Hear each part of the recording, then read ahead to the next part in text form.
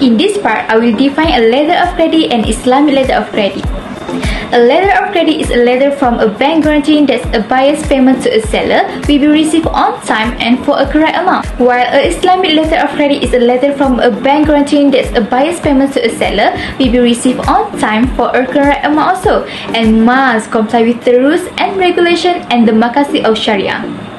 Letters of credit offered by Islamic banks can be structured in accordance with the following major Islamic legal contracts such as Al-Wakalah, Al-Murabaha, Al-Musharaka, Al-Daman, and Al-Mudarabah. These 5 main transactions can accommodate the various kinds of letter of credit transactions currently in use, whether to finance and facilitate international trade or for other purpose. The above-mentioned Islamic contracts can be considered as the platform for the implementations of Islamic letter of credits. However, banks avoid issuing letter of credits under Al-Daman due to its limitations, which hinder banks from granting lucrative financial returns from issuance of this type of Islamic letter of credits. That's all from me. Thank you. According to general, conventional and Islamic letter of credit, the issue is the payment method in international trade, especially by using letter of credit. Both conventional and Islamic way will cause some troubles because conventional letter of credit are not Sharia compliant. This issue arises because there are countries practice the letter of credit according to Sharia, but there are also few do not practice it. Without further argument, conventional letter of credit clearly contradicts with the Sharia principle as it represents interest, which is riba, and uncertainties, which is gharar element. Allah said, Allah has permitted trade and forbidden riba. Surah Al-Baqarah, chapter 2, verse 225.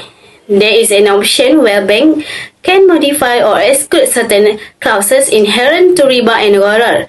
It may seem as an effective mitigation as far as Sharia principle is concerned, but it may trigger another problem within non-Muslim banking society worldwide that do not subscribe to Sharia principle. This will make negotiation letter of credit or negotiation of document under Islamic letter of credit unattractive. There are the advantages of Islamic letter of credit by these 3 contracts, which are Murabahah, Musyarakah, and Wakalah.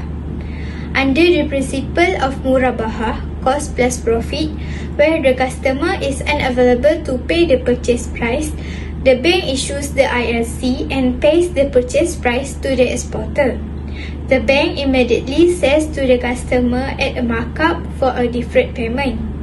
Next, the advantages of Musyarakah are the customer shares the profit from the venture as provided in agreement, and the absolute return on the investment depends on the profitability of the venture. While the advantages of Wakalah are to ensure the buyer receive merchandise on time and payment made upon receipt of the compiled document. From Islamic point of view, the zakat fund of the Islamic banks will help the muflis, so there will be no action of asset of the muflis unless he surrenders himself.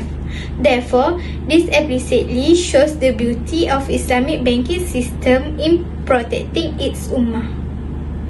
In conclusion, the implementation of Islamic letter of credit is important globally in order to avoid having some Sharia issue, such as riba and gharar in international trade.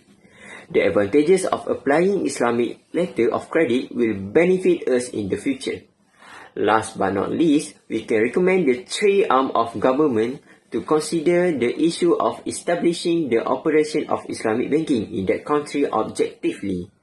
Next, the country's central bank should use all available media to educate the public about the importance of Islamic banking and its objective in that country. Besides, religious organizations of Muslim and Christianity must be active in the public campaign for the establishment of Islamic banking in the country. Furthermore, the judiciary should adequately address this issue without fear or favor, since it is constitutionally accepted. Finally, no one should be prejudiced toward this institution because of the cultural or religious differences.